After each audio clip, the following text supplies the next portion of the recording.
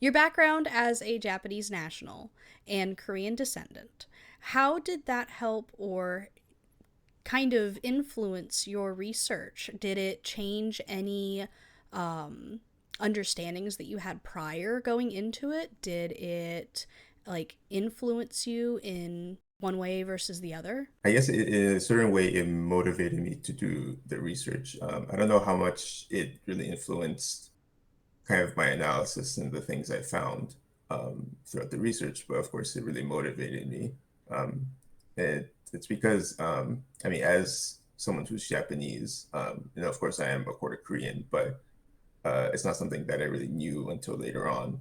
Um, but as someone who is Japanese, I feel a certain responsibility to do this kind of research because even though I was born over 50 years after the war, um, it is a legacy that is really relevant to every Japanese person, every Japanese citizen. Um, and these ideas or these feelings of responsibility and guilt really fueled this kind of research and seeing how these aspects of propaganda really created or led to the violence that was being ensued on the battlefront and also in Japanese colonies as well.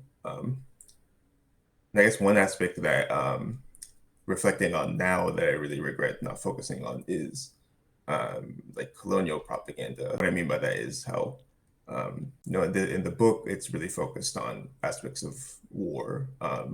So primarily wars in China, some aspects of Russia, and a lot of it in the Asia Pacific War. But I didn't quite touch upon the propaganda organs that was operating in colonial Korea, colonial Taiwan, Okinawa, Hokkaido, and so on.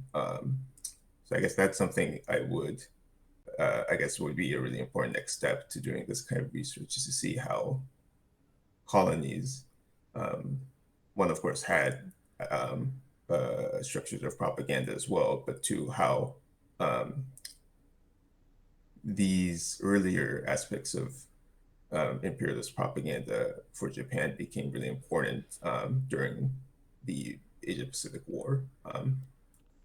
Because a lot of the colonial structures in these regions were used not just solely in terms of propaganda,